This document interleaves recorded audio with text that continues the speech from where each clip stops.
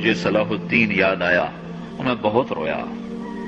وہ بھی کسی ماں کا جنم ہوا تھا. اس کے زمانے میں کرک، ایک ہمارے پاکستان میں کرک ہے، ایک اردن میں کرک ہے.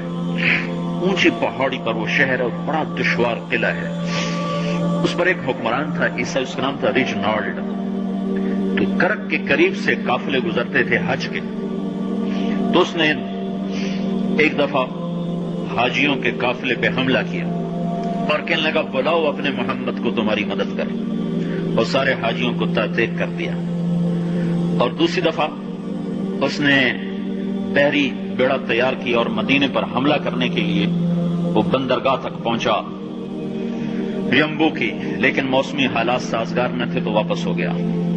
تو حطین کی لڑائی ہوئی ہے فلسطین میں، اس میں سارا یورپ اپنی طاقت کے ساتھ میدان میں اترا تھا، اور ادھر تنہا صلاح الدین ایوبی رحمۃ اللہ علیہ اکیلا اس لشکر سے ٹکرایا تھا. اور انہیں اس میں ساری رومن امپائر کو شکست ہوئی تھی.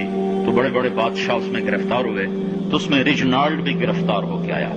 تو کوئی 12 بادشاہ تھے ریاستوں کے جو سامنے اس کے پیش کیے گئے. تو پیاس کی شدت سے سب کا برا حال تھا. تو صلاح الدین نے سب کو پانی پیش کیا، ریجنالڈ کو نہیں پیش کیا. تو یروشلم کا جو بادشاہ تھا ہمفرے، اس نے اپنا پانی بچا کے اس کو دیا. تو صلاح الدین نے کہا یہ پانی تو دے رہا ہے، میں نہیں دے رہا ہوں. اسلام میں یہ ہے جب کسی کو پانی پلا دو تو اس پہ تم ہاتھ نہیں اٹھا سکتے، یہ امن کی نشانی ہے. تو صلاح الدین نے فوراً اسے کہا یہ پانی تو نے دیا، میں نے نہیں دیا. تو پھر انہوں نے ریجنالڈ کو اسلام کی دعوت دی کہ تو مسلمان ہو جا، میں تجھے دعوت دیتا ہوں. اس نے انکار کر دیا، میں نہیں ہوتا. تو انہوں نے کہا میں نے تیرے قتل کی 2 دفعہ قسم کھائی تھی. ایک جب تو مدینے پہ حملہ آور ہوا تھا تو میں نے قسم کھائی تھی میں تجھے اپنے ہاتھوں سے قتل کروں گا.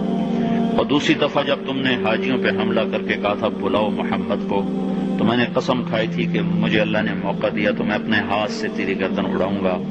آج محمد کا ادنا غلام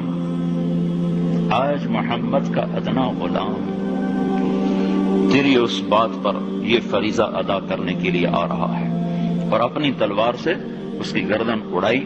وہ پیچھے لٹک گئی، پوری نہیں اڑی، پیچھے لٹک گئی. خوفناک منظر بن گیا.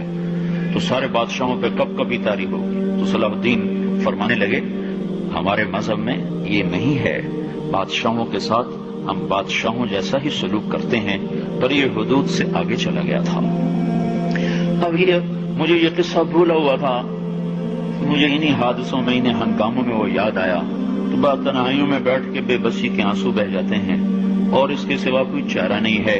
ہماری ساری نسل موسیقی میں ڈوب چکی ہے. جو بدن سرتال پہ تھرکتے ہوں، جو بدن موسیقی کے اوپر ہلتے ہوں، رقص میں آتے ہوں، ان پہ کانٹے ہی اگیں گے. ان پہ صلاح الدین کا پھول نہیں اگ سکتا، ان پہ محمد بن قاسم کے پھول نہیں اگ سکتے. بانجھ ہو گئی ہے ہماری نسل. یہ یورپ کا سحر جو چل گیا ہے، ہماری بے بسی ہے.